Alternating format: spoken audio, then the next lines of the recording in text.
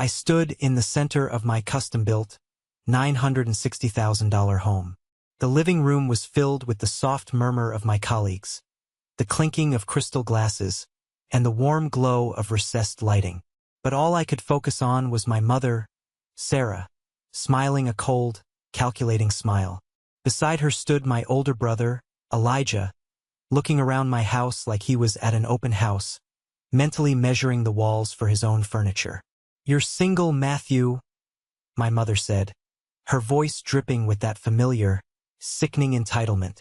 "Elijah has a family, 3 growing kids. It's only right you let them move into your spare bedrooms.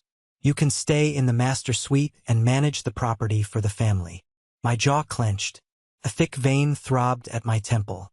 After what they did to me 14 years ago, stripping me of everything and leaving me to rot in the winter streets, they dared to stand in my sanctuary and demand the keys. I didn't scream. I didn't throw a tantrum. I just looked at the massive smart TV screen mounted on the wall behind them.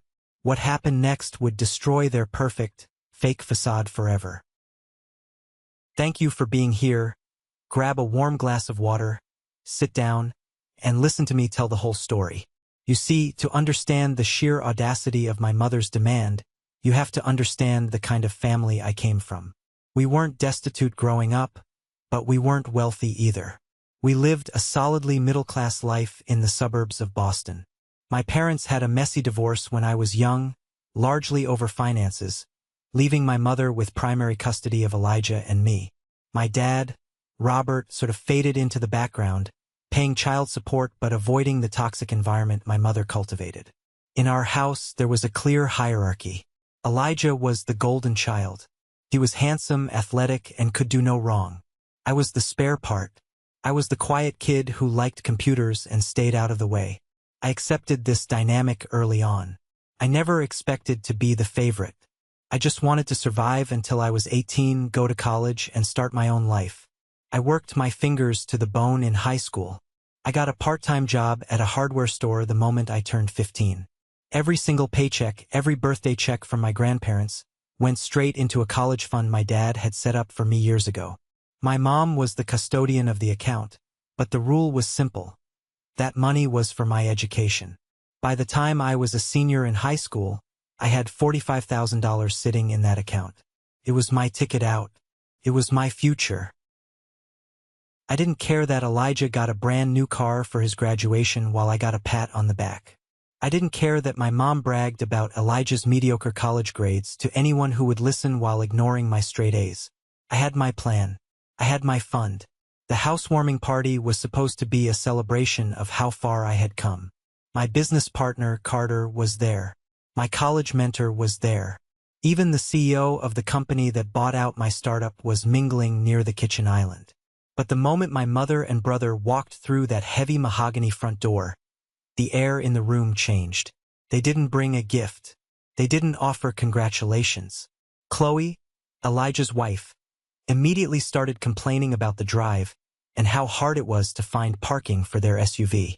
I watched them circulate through my home, their eyes wide with poorly concealed greed. They touched the marble countertops. They inspected the high-end appliances. They looked at my life not with pride, but with ravenous hunger. And when my mother finally cornered me in the living room, surrounded by my closest friends and colleagues, to deliver her ultimatum about Elijah moving in, a profound sense of calm washed over me. It was the calm of a man who held all the cards. But to play my hand, I had to let the memory of the darkest night of my life fuel my next move. Let me take you back 14 years. It was a Tuesday in early February, the kind of Boston winter night where the wind physically hurts your face and the snow turns into a hard, dirty crust of ice. I was 18 years old. I had just finished a brutal 6-hour shift at the hardware store after a full day of high school classes. My hands were cracked from the cold, and all I wanted was a hot shower and my bed. I unlocked the front door and walked into the kitchen. The smell of cheap takeout hung in the air. My mother and Elijah were sitting at the dining table, totally engrossed in a sea of printed spreadsheets and bank statements. They didn't even look up when I took off my boots. "What are you guys working on?" I asked, grabbing a glass of water from the fridge. My mother kept her eyes glued to the papers. Elijah and Chloe are buying a house, she said casually. With the baby coming, they need a proper place. A 3-bedroom in the suburbs. That's great, I said genuinely. I didn't love Elijah, but a baby was good news. The problem is the down payment, Elijah chimed in, leaning back in his chair and crossing his arms. The bank requires 20% to avoid the extra insurance. We're short. I nodded, not really seeing how this involved me. Well, I hope you figure it out. I turned to head to my room. We already did, my mother said. Her voice was flat, totally devoid of emotion. We're using your college fund. I froze in the hallway. The glass of water in my hand suddenly felt very heavy. I turned around slowly. Excuse me? My mother finally looked at me. Her expression was the same one she used when telling me we were out of milk. Your college fund, Matthew. There's $45,000 in there. It's exactly what your brother needs to close on the house. You're smart. You can go to a community college for a couple of years, get some loans, and figure it out. Family comes first. My brain short-circuited. I couldn't process the words. That's my money, I stammered, my voice cracking. Dad set that up. I worked for 3 years putting my own paychecks into that account. It's for my tuition. Elijah let out a loud, obnoxious sigh. Don't be so dramatic, Matt. You're single. You don't have responsibilities. I'm starting a family. What do you want, your niece to grow up in a cramped apartment just so you can go to some fancy 4-year university right away? Yes, I shouted, the shock instantly turning into burning rage. Yes, I do. Because I earned it. You didn't save a dime, Elijah. You spent your salary on designer clothes and vacations. You can't just steal my future because you lack basic planning skills. My mother stood up, her chair scraping violently against the linoleum floor. Her face twisted into a mask of pure fury. Do not speak to your brother that way in my house. I am the custodian of that account, and I make the financial decisions for this family. The money is already being transferred. It's done. Felt like the floor had dropped out from under me. Felt like I was attending my own funeral. My future, the one I had meticulously planned and sacrificed for, was gone in a single signature. You're a thief, I whispered, staring directly into my mother's eyes. You're stealing my life. She crossed her arms, her jaw set in stone. If you are going to be this selfish and ungrateful, if you refuse to help this family when we need it most, then you don't belong under this roof. You have a choice, Matthew. Accept this with a smile or pack your bags and get out. You're 18. You're a legal adult. Figure it out on your own. She was bluffing. She had to be bluffing. But as I looked at her, and then at Elijah who was smirking at his phone, I realized the horrifying truth. They didn't care about me. To them, I was just a walking ATM. An obstacle. I didn't say another word. I walked into my small bedroom. I grabbed my beat-up duffel bag and shoved whatever I could fit inside. Jeans, sweaters, my laptop, my chargers, and my important documents. My hands were shaking so violently I could barely zip the bag. I slung it over my shoulder and walked back down the hallway. My mother watched me from the kitchen. She didn't move. She didn't say a word. She didn't try to stop me. Elijah didn't even look up from his screen. I opened the front door and stepped out into the freezing Boston night. The door clicked shut behind me, locking me out of my childhood forever. The first night was pure adrenaline. I drove my 15-year-old Honda Civic to a 24-hour Walmart parking lot on the edge of town. I parked under a bright street lamp, hoping the light would deter anyone from messing with the car. I reclined the driver's seat, pulled my winter coat up to my chin, and stared at the frost forming on the inside of the windshield. I didn't sleep. My mind was racing, trying to calculate how I was going to survive. When the sun came up, the adrenaline crashed, and reality set in. It was a brutal, bone-chilling reality. Have you ever tried sleeping in a car during a New England winter? The cold doesn't just surround you. It seeps into your bones. It settles in your joints. No matter how many layers you wear, you can never get warm. You wake up every hour, your body convulsing with shivers, forced to turn on the engine for 10 minutes just to run the heater, praying you don't run out of gas because gas means money, and money was something I no longer had. For 2 weeks, that parking lot was my home. My morning routine consisted of driving to a cheap local gym where I had a $10 a month membership.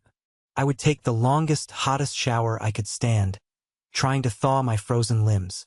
I washed my one spare set of clothes in the gym sink and dried them under the hand dryer. I stared at myself in the mirror. My eyes were sunken, surrounded by dark purple circles. My skin was pale and dry. I looked like a ghost. I couldn't go back to high school. I couldn't focus on calculus when my stomach was cramping from hunger. I dropped out of my classes and immediately started looking for full-time work. I landed 2 under-the-table jobs. In the mornings, I scrubbed floors and cleaned toilets at a rundown diner. In the evenings, I mopped the aisles of a discount grocery store. I smelled constantly of cheap bleach and stale fry grease. I lived on discounted bread, peanut butter, and whatever leftover scraps the diner cook took pity on me and threw in a box at the end of my shift. Every penny I made went into a secret bank account I opened at a different branch, terrified my mother would somehow find a way to drain that too.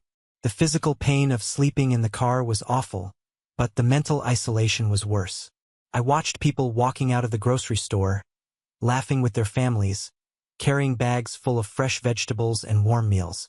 They would look at me, the kid in the dirty jacket mopping the floor, and look away quickly, uncomfortable with the reality of poverty.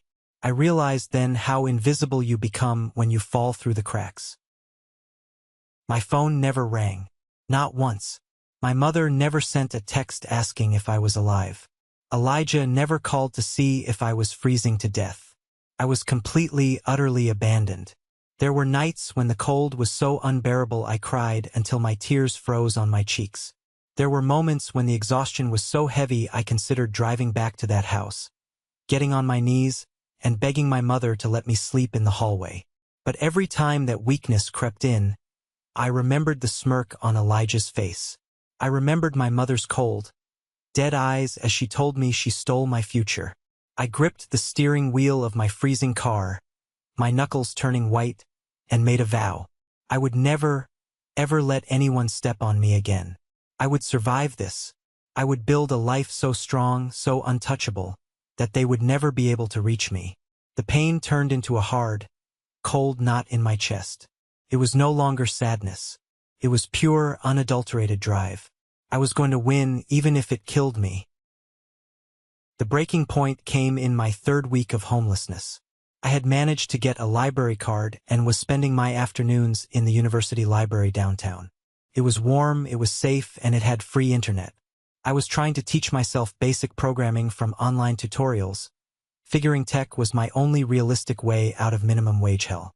One Thursday afternoon, the lack of sleep and the malnutrition finally caught up with me. I was reading a chapter on Python when the words blurred. My head dropped to the desk, and I passed out completely. I woke up to a gentle hand on my shoulder. I flinched, instinctively pulling away, expecting a security guard to kick me out. Instead, I saw a man in his late 50s with kind eyes and a messy tweed jacket. It was Professor Jonathan, a senior computer science lecturer at the university. He had seen me in the library every day for a week. "Son," he said softly, looking at my frayed cuffs and the dark bags under my eyes, "when was the last time you slept in a bed?"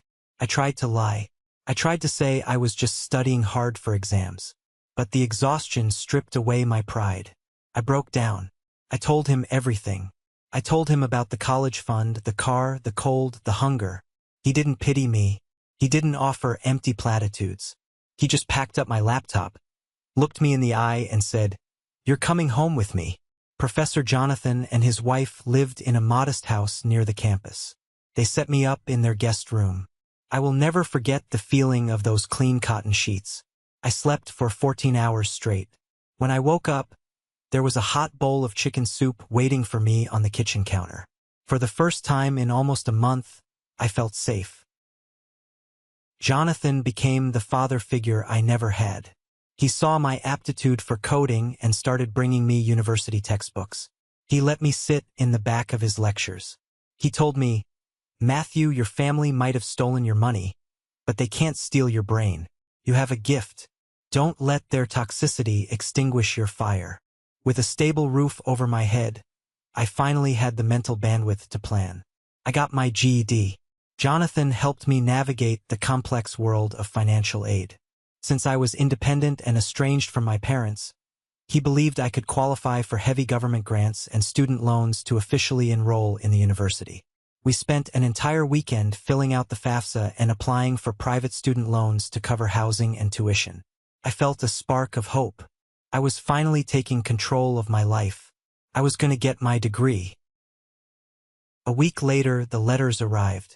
I opened the envelope from the private student loan servicer, expecting a contract to sign. Instead, it was a denial letter. Bold red letters stamped across the page. Application denied. Reason: severe delinquent debt and ruined credit history. I stared at the paper, my heart hammering against my ribs. Ruined credit? I was 18. I had never owned a credit card. I had never taken out a loan in my life. I didn't even have a cell phone contract in my name. My hands began to shake as a sickening realization washed over me. I immediately went online and paid a fee to pull my official credit report. The page loaded. I scrolled down, and my breath caught in my throat. It wasn't just the college fund. What I saw on that screen was a level of betrayal so profound, it made the theft of my savings look like a minor misunderstanding. The nightmare wasn't over. It was just beginning.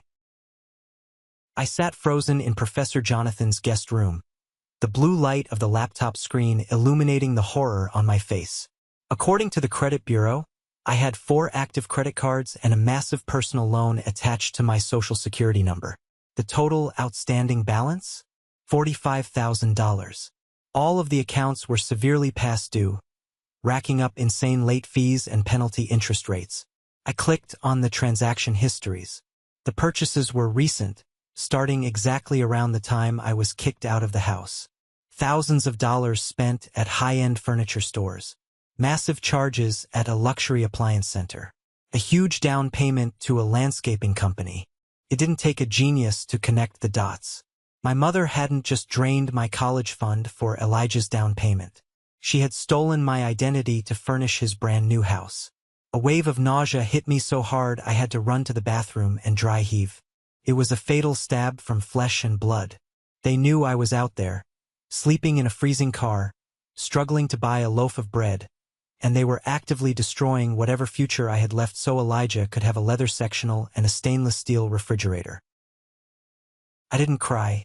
The sadness was completely burned away, replaced by a cold, calculating fury. I printed out every single page of that credit report. I put on my coat and walked 3 miles in the snow straight to the local police precinct. I sat in a sterile interrogation room across from a guy named Detective Hayes. I laid out the paperwork. I gave him my mother's address, Elijah's address, and a sworn statement. Hayes took one look at the documents, looked at my young, exhausted face, and sighed. Identity theft by a parent. Unfortunately, kid, I see this more often than you'd think. We have enough to arrest her by tomorrow morning. It's a felony. Hearing those words out loud, felony arrest, made everything real. If I pressed charges, my mother would go to prison. Elijah would be implicated as an accessory. Their lives would be ruined. A part of me, the angry, wounded kid, wanted to watch the police kick their door down. But then the logic kicked in. If she went to jail, the debt would be tied up in litigation for years. My credit would remain destroyed while the courts figured it out. I wouldn't be able to get student loans, rent an apartment, or even get a decent job with a background check. I looked at Detective Hayes.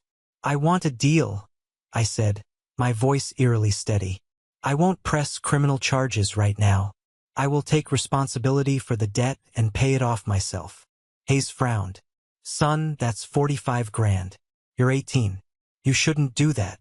I know, I replied, but I need my credit cleared eventually, and I need this over with.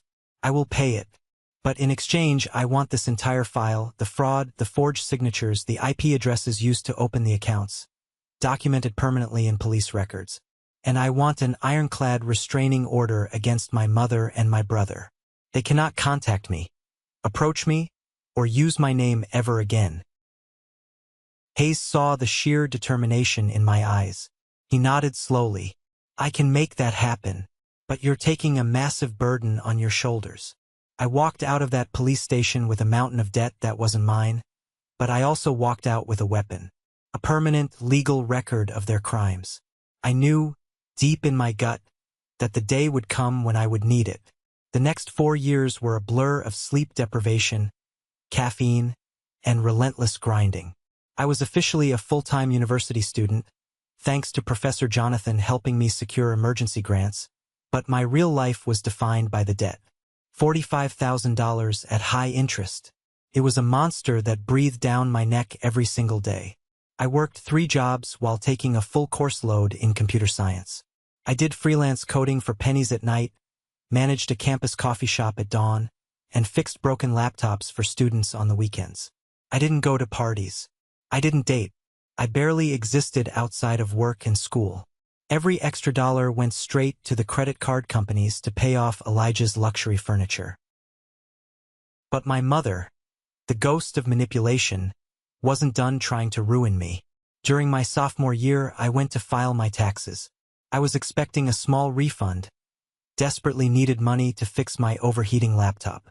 But the IRS rejected my electronic return. The reason? Someone had already claimed me as a dependent. I knew exactly who it was. My mother was trying to claim me on her taxes to get a larger refund for herself, essentially telling the government she was financially supporting me while I was starving and paying off her fraudulent debt. It was the ultimate slap in the face. I didn't call her to argue. I didn't yell. I went to the university's free legal clinic. A sharp-eyed law student helped me draft a brutal, terrifying cease and desist letter. We threatened her with IRS fraud investigators, citing the existing police reports regarding the identity theft. We sent it via certified mail, so she had to sign for it. I never heard a word back from her, but the tax issue was magically resolved 2 days later. That was the last time I ever dealt with her indirectly. The wall between us was now made of concrete and legal threats. It was during this dark, exhausting period that I met Carter. Carter was another computer science major, brilliant but chaotic. He came from a poor family too, always stressing about paying rent and buying textbooks. We bonded over cheap ramen noodles and late-night coding sessions in the library. One night at 3 a.m., as we were both staring at our miserable bank account balances on our phones, Carter slammed his hand on the table. "Man, these banking apps are built for rich people. They show you your investments and your portfolio. I don't need a portfolio. I need an app that tells me if I buy this coffee, I won't make rent on Tuesday." It was a light bulb moment. The frustration, the poverty, the constant anxiety about money, we could weaponize it. We decided to build a financial management app designed specifically for broke college students and people living paycheck to paycheck. An app that analyzed microspending, predicted overdrafts, and gamified saving pennies. We called it Senior. Building Sen became my obsession. It was my way of taking control of the financial trauma my family had inflicted on me.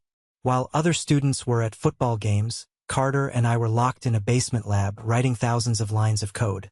I poured all my anger, my hypervigilance about money, and my technical skills into the architecture of that app. I was exhausted, stressed, and still drowning in my family's debt, but for the first time in my life, I felt like I was building a ladder out of the mud. The launch of Sen was slow at first. We pushed it out to the university network, hoping maybe a few hundred students would download it. But the algorithm I wrote to predict budget shortfalls was incredibly accurate. Students loved it. Word of mouth spread.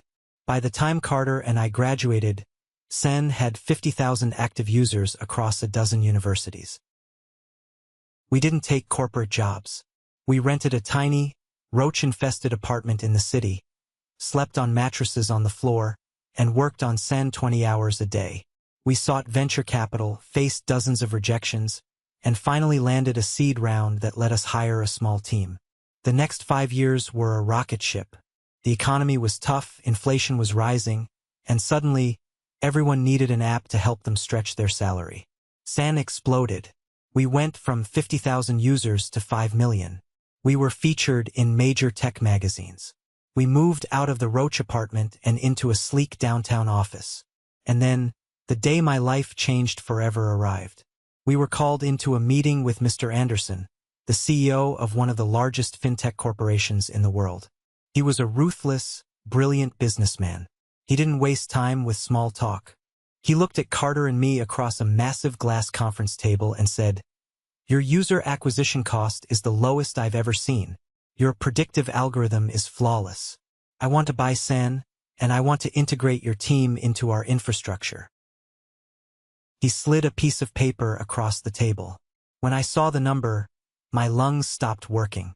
It was an acquisition offer for mid-8 figures. Millions of dollars. We signed the paperwork 2 weeks later. The day the wire transfer hit my bank account, I sat in my office and stared at the screen for an hour. 7 figures. I was a multimillionaire at 29. The first thing I did wasn't buy a sports car or a Rolex. I logged into the loan servicer portal and paid off the last remaining balance of that $45,000 debt my mother had burdened me with. I watched the balance drop to 0. A physical weight lifted off my chest, a weight I had carried since I was 18. I was finally truly free. With my newfound wealth, I decided it was time to establish my roots. I wanted a fortress, a place that belonged entirely to me, where no one could ever kick me out. I spent months looking before I bought the house. $960,000 in cash. It was a sprawling, modern craftsman home in a high-end gated community, with 4 bedrooms, a massive kitchen, and a wraparound porch. It was perfect.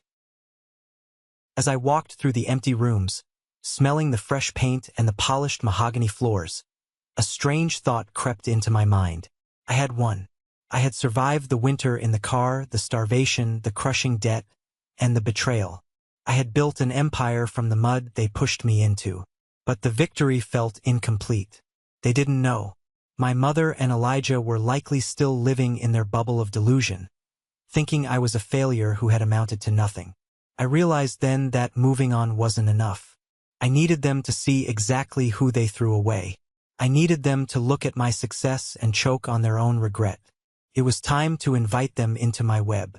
Planning the housewarming party became my ultimate project. I hired the best caterers, invited my closest friends, my tech industry colleagues, Carter and Professor Jonathan. But the most important names on the guest list were Sarah and Elijah. Before I sent the invitations, I needed intel. I hadn't spoken to them in over a decade. I needed to know exactly what kind of situation I was walking into. So, I reached out to the one person who might know, my dad, Robert. We met at a quiet diner outside the city. He looked older, tired, carrying the guilt of a man who knew he abandoned his son when it mattered most. We ordered coffee, and after an hour of awkward apologies and catching up on my success, I asked the question that mattered. "How are Mom and Elijah doing?" My dad let out a long, heavy sigh and stirred his coffee. "Not well, Matthew. Not well at all. But they're hiding it." "Hiding what?" I leaned in. "Elijah is broke," Dad said, lowering his voice. "He lost his corporate job 3 years ago. His salary is gone. Instead of finding real work, he started throwing money at terrible crypto investments and day trading, trying to get rich quick. He wiped out his savings. He's up to his eyeballs in second mortgages on that house they bought. Your mother has been secretly taking out personal loans to help him stay afloat, trying to keep up appearances." I absorbed this information. The golden child had crashed and burned. "Does Chloe know?" I asked. Dad shook his head. "No. Elijah is terrified of her. Chloe comes from a family that cares about status. She thinks Elijah is just consulting and doing well. She thinks the money your mother gave them for the house years ago was a legitimate inheritance from a wealthy uncle. If Chloe knew the truth, that they were bankrupt and surviving on credit, she would file for divorce tomorrow and take the kids." A cold, dark satisfaction bloomed in my chest. They were living a lie, a fragile, desperate lie. "I'm inviting them to my housewarming," I told my dad. "I want you there too." He looked at me, realizing there was a calculated edge to my voice. He nodded. "I'll be there." I went home and meticulously prepared my living room. I hired an AV tech to install a state-of-the-art smart projector that dropped down from the ceiling at the press of a button. I synced it to a secure folder on my phone. Inside that folder were high-resolution scans of the police report from 14 years ago, the forged credit card applications, the restraining order, and the paper trail showing the exact transfer of the stolen funds to Elijah's joint checking account. I printed the invitations on heavy, expensive cardstock and mailed them out. I knew my mother wouldn't be able to resist. The sheer curiosity of seeing where the son she threw away was living would eat her alive. And I knew Elijah and Chloe would come because they couldn't stand the idea of missing out on a free party with wealthy people. The trap was perfectly set. All I had to do was wait for the flies to fly in. And that brings us back to the present. The night of the party. The house was full of life. Jazz music played softly over the built-in speakers. Waiters in crisp white shirts circulated with trays of champagne and appetizers. I was standing near the kitchen island, talking with Mr. Anderson and Carter, when the front door opened. My mother, Elijah, and Chloe walked in. The contrast between them and my guests was jarring. My guests were relaxed, secure in their success. My family walked in with a nervous, aggressive energy. Elijah looked bloated, his expensive suit fitting a little too tight, beads of sweat on his forehead despite the air conditioning.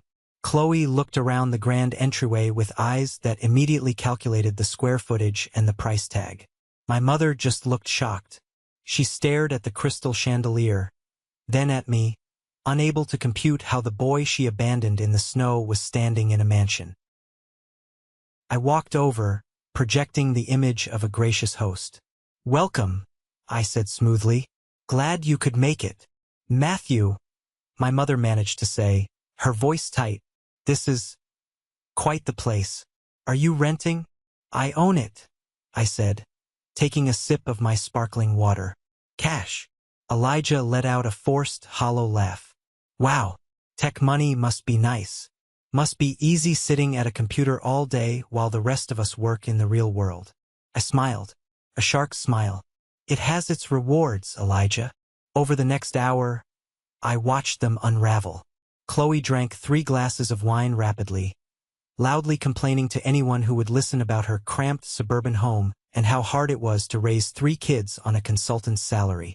She glared at my spacious, empty living room with pure envy. My mother, meanwhile, was doing what she always did, manipulating the narrative. She pulled me aside, trying to act like a proud parent in front of my CEO, Mr. Anderson. "You know, Matthew always had a good head on his shoulders. I pushed him hard when he was young. Sometimes tough love is the only way to build character." I felt my blood run cold, but I kept my smile locked in place. Tough love. That's one word for it. Eventually, the crowd naturally gravitated toward the center of the massive living room for a toast. I raised my glass to thank my friends, Carter, and Professor Jonathan for their unwavering support. As the applause died down, my mother stepped forward, placing herself right in the center of the room. She cleared her throat loudly. "If I may," she announced, her voice echoing off the high ceilings. The room went silent. She looked at me, then at Elijah, projecting the image of a matriarch making a grand decree. "Seeing Matthew's beautiful home today has made me realize how important family is," she began, her tone falsely sweet. "And seeing all this empty space, well, it just doesn't make sense. Matthew is a single man. He works all the time. But Elijah and Chloe have 3 beautiful children who need room to grow. They are struggling for space." She turned directly to me, dropping the sweet act, her eyes turning hard and commanding. "Matthew, it's time you stepped up for your family. We've decided it would be best for everyone if Elijah, Chloe, and the kids moved into the 3 spare bedrooms here. You can stay in the master suite. Elijah can manage the property for you. It's the least you can do after everything this family has sacrificed for you." The silence in the room was absolute. You could hear a pin drop. Mr. Anderson looked horrified. Carter's face turned red with anger. My dad, standing near the back, covered his face with his hand. Chloe stood next to Elijah, looking incredibly smug, crossing her arms as if the keys were already handed to her. Elijah puffed out his chest, waiting for me to bow my head and obey, just like I did when I was a kid. I stood there, looking at the three of them. 14 years of pain, of cold nights, of starvation, of crushing debt, all crystallized into this single moment. They really thought they still owned me. They really thought I was still that terrified 18-year-old boy. I didn't yell. I didn't get angry. I let out a low, genuine chuckle. "Move in," I asked softly, the sound carrying perfectly in the silent room. I reached into my pocket and pulled out the small black remote for the smart home system. "Mother?"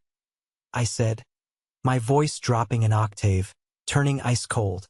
"I think there's a few things Chloe needs to see before she packs her bags." I pressed the button. The lights in the living room dimmed instantly, and with a mechanical hum, the massive projector screen dropped down from the ceiling right behind them. The trap had snapped shut.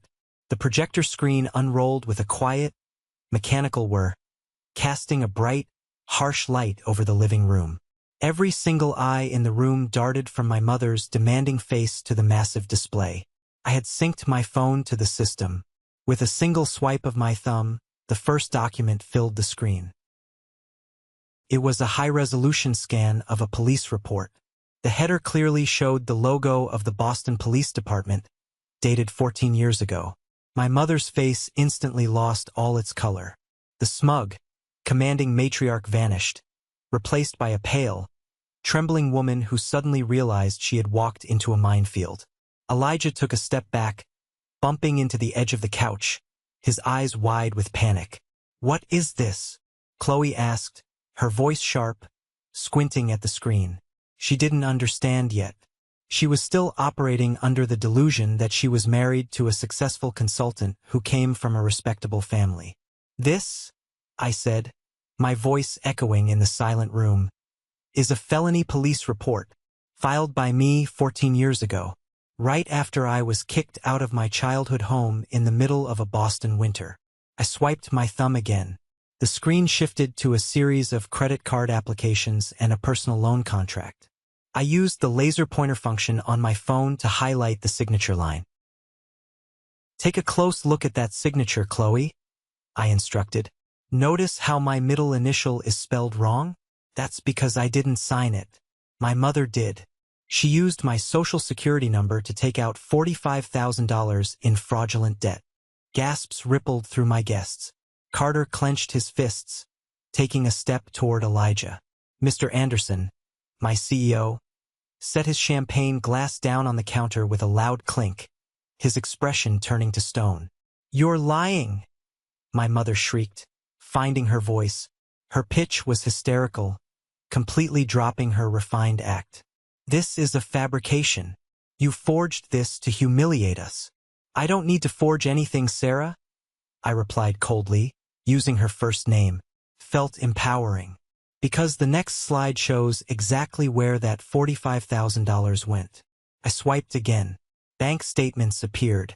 They showed the fraudulent loan being deposited into an account, and then an immediate wire transfer for the exact same amount.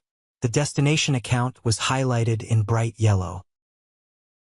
It was a joint checking account, under the names Elijah and Chloe. Chloe gasped loudly, her hand flying to cover her mouth. She stared at the screen, then turned slowly to look at her husband. Elijah was sweating profusely now.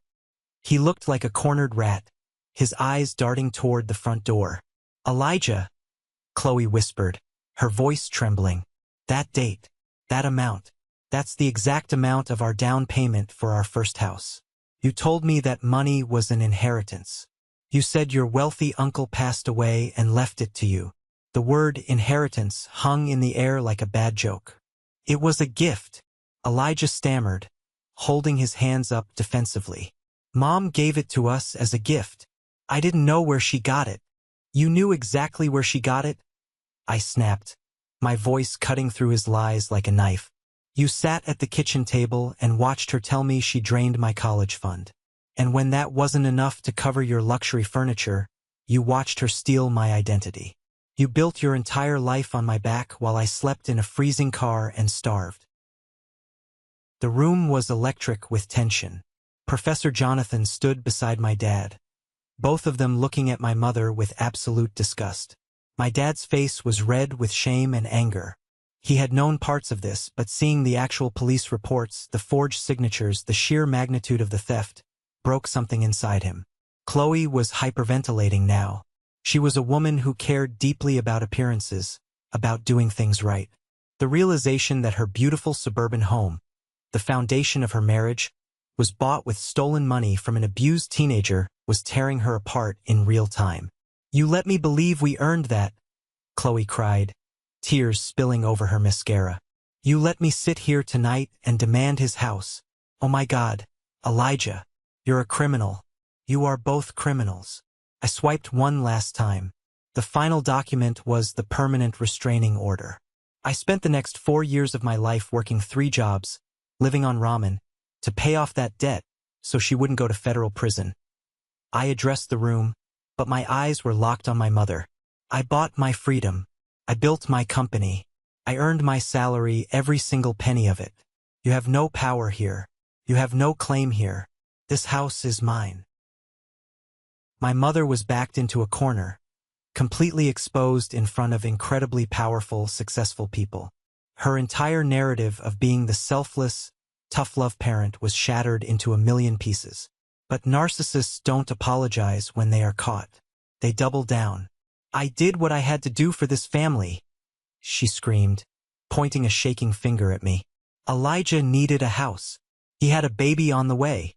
You were just a kid, you had time to figure things out. A mother has to make hard choices. You should be thanking me. If I hadn't pushed you out, you would have never worked hard enough to get this house. I made you who you are."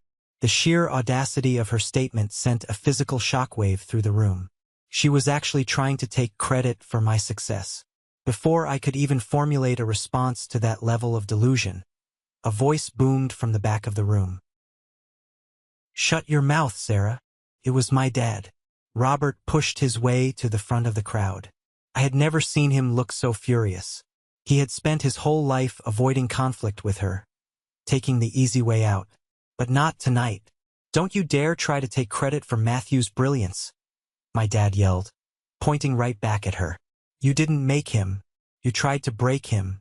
You stole the college fund I set up for him. You committed fraud. You are a toxic, abusive woman, and the only reason Matthew survived is because he is twice the man Elijah will ever be." My mother physically recoiled. Having her ex-husband dress her down in front of a crowd of tech millionaires was the ultimate humiliation. She looked at Elijah for support, but Elijah was too busy trying to deal with his wife. Chloe was vibrating with rage. She shoved Elijah hard in the chest. "Don't touch me," she hissed as he tried to grab her arm. "Do you have any idea what you've done? You made me look like an absolute fool. You brought me into this man's home to try and steal from him again." "Chloe, honey, please, we can talk about this at home," Elijah begged, his voice cracking. He looked pathetic. The golden child was tarnished beyond repair. "There is no home, Elijah," Chloe spat. "Our home is built on a felony. You lied to me about the inheritance. What else have you lied about? Is there even a consulting job? Are we even paying the mortgage?" Elijah flinched, and that tiny micro-expression was all Chloe needed to see. Her eyes widened in pure horror as she realized her entire financial stability was a mirage. "I want a divorce," Chloe said. The word dropped like an anvil. "I am calling a lawyer first thing tomorrow morning. I am taking the kids, and I am leaving." "You can't do that," my mother intervened, grabbing Chloe's shoulder. "We are family. We stick together." Chloe ripped her shoulder away from my mother's grasp. "Do not touch me. You are a monster.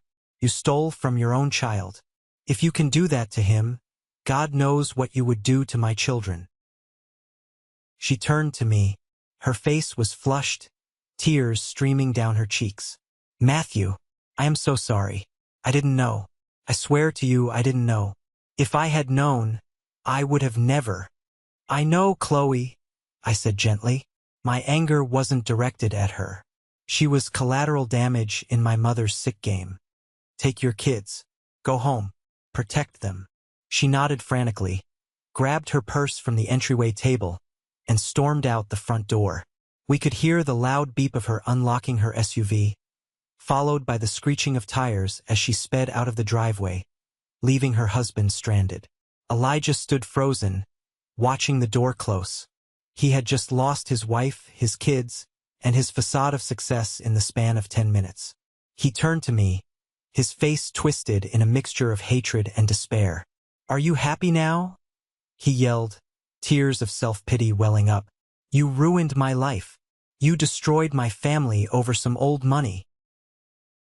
Carter, who had been boiling with rage this entire time, finally stepped in. He walked right up to Elijah, chest to chest. Carter is a big guy, and he looked ready to tear my brother apart. "He didn't ruin your life," Carter growled, his voice dangerously low. "You ruined it the second you decided to be a parasite. Now, you and your mother are going to turn around and walk out that door before I throw you through the front window." Professor Jonathan walked over to join Carter, forming a human barricade between my toxic family and the rest of my guests. Mr. Anderson pulled out his phone, casually mentioning he had the security gate guards on speed dial if there was a problem. My mother looked around the room.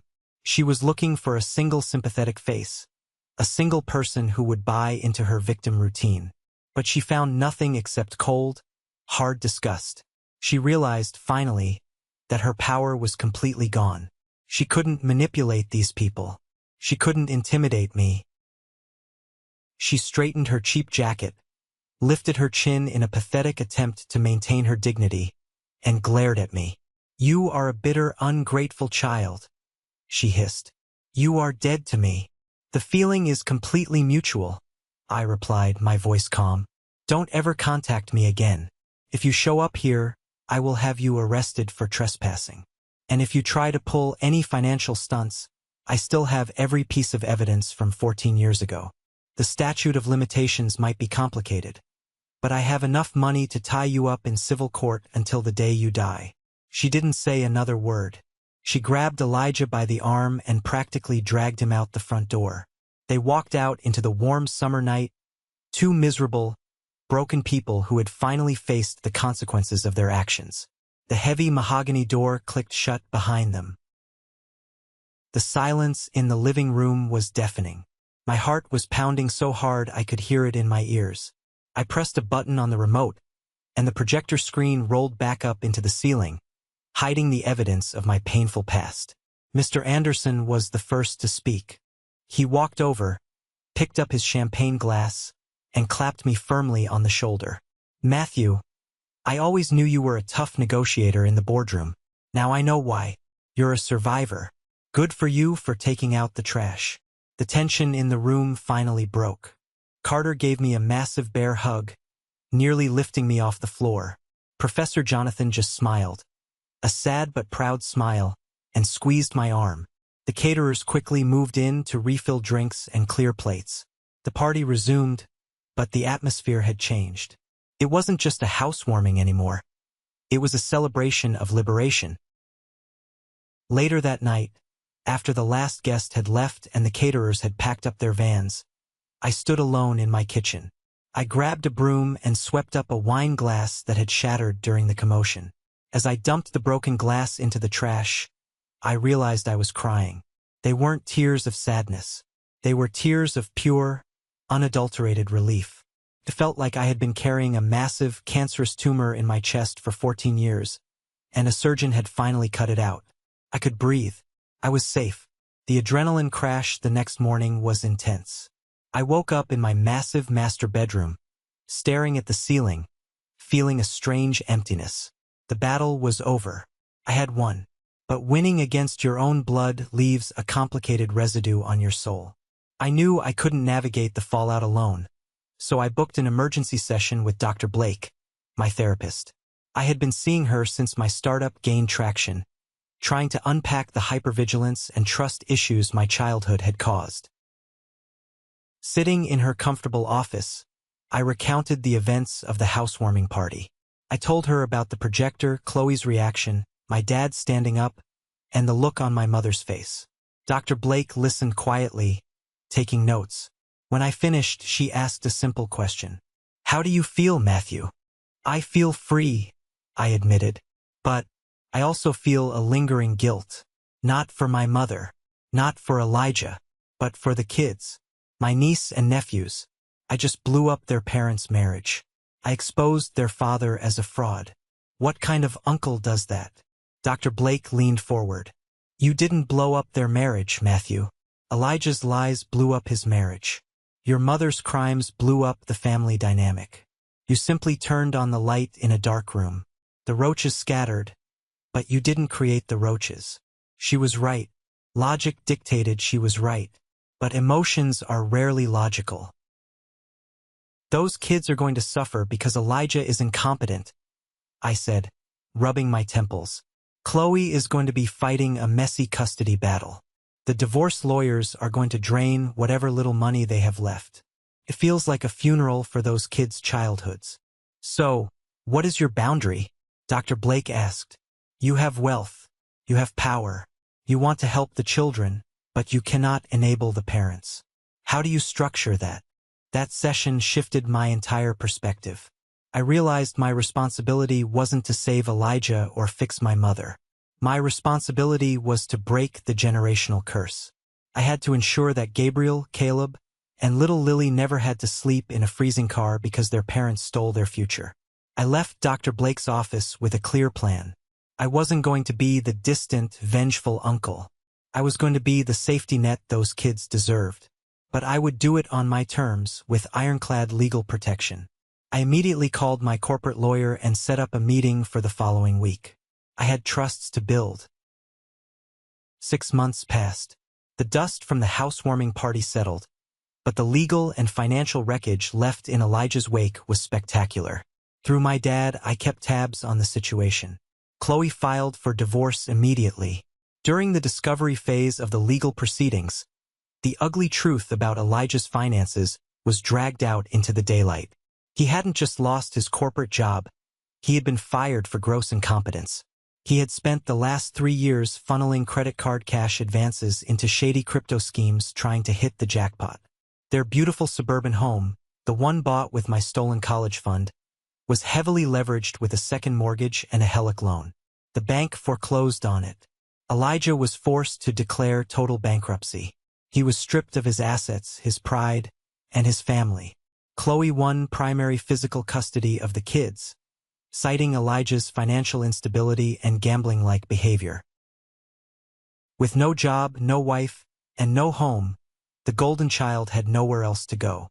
Elijah had to pack his cheap suitcases and move back into my mother's cramped, aging apartment.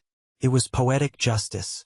2 narcissists, stripped of their money and their audience, locked in a tiny box together. According to my dad, they were completely miserable. Without me to serve as the scapegoat, they turned on each other. My mother blamed Elijah for being a failure and losing his wealthy wife. Elijah blamed my mother for coddling him and giving him bad financial advice.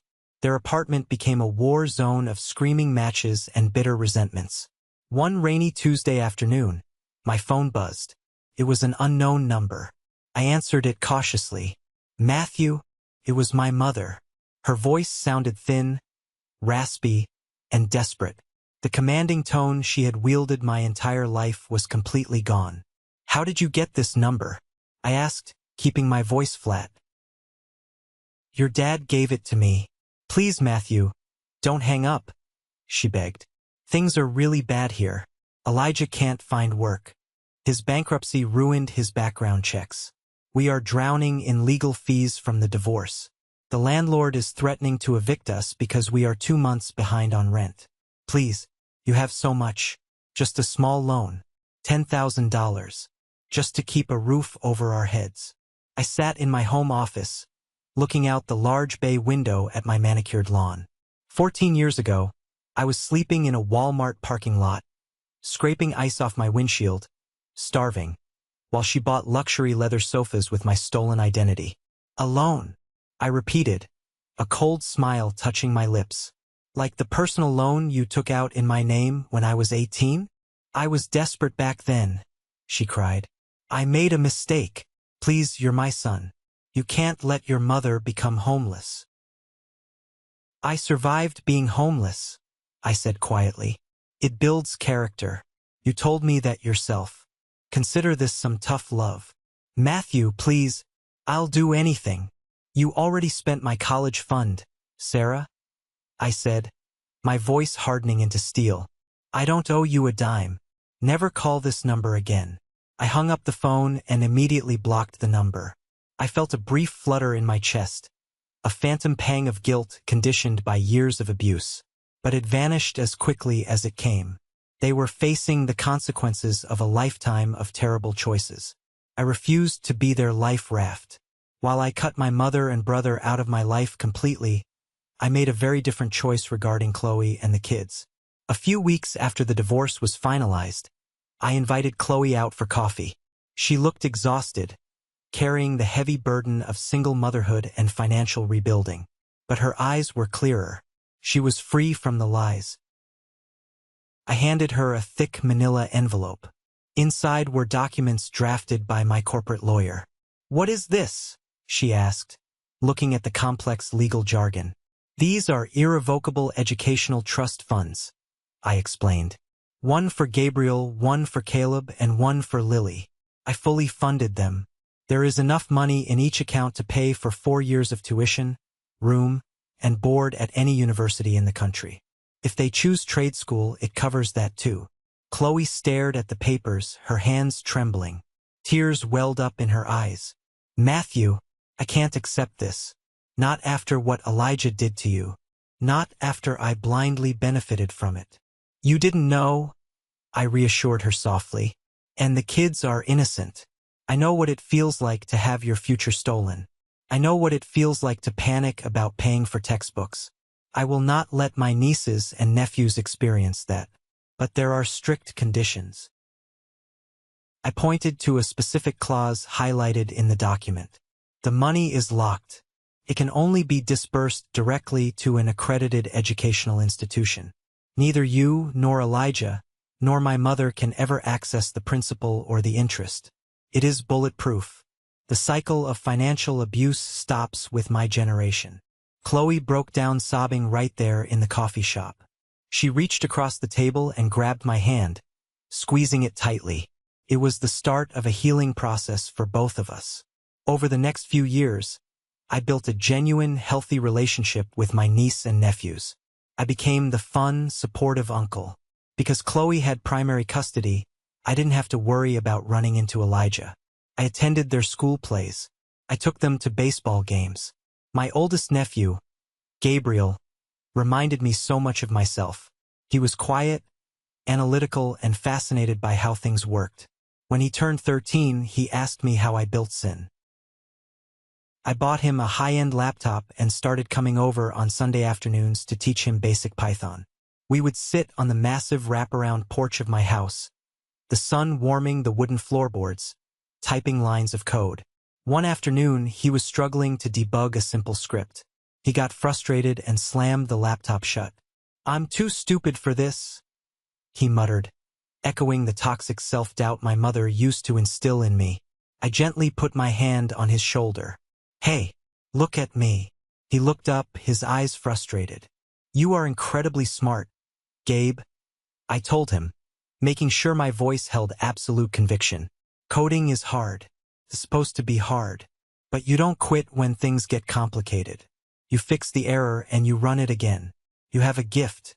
Don't let anyone, not even yourself, tell you otherwise." Gabriel took a deep breath, opened the laptop, and found the missing semicolon. When the program finally ran perfectly, his face lit up with a smile that was worth more than every dollar in my bank account. In that moment, I knew I had officially won. I hadn't just survived my family. I had changed the trajectory of the next generation. It's a warm Saturday evening in July. I am standing on the deck of my home, flipping burgers on a massive stainless steel grill. The smell of hickory smoke and grilled corn fills the air. My dad, Robert, is sitting at the patio table, laughing loudly at a joke Carter just told. Carter, now the chief technology officer of a massive tech firm, is holding a beer and explaining the intricacies of server architecture to Gabriel, who is listening with wide, fascinated eyes. Professor Jonathan and his wife are relaxing in the lounge chairs, enjoying the sunset. I look around at this group of people. There isn't a drop of toxic blood among them. My dad is here, yes. We did a lot of work to repair our relationship.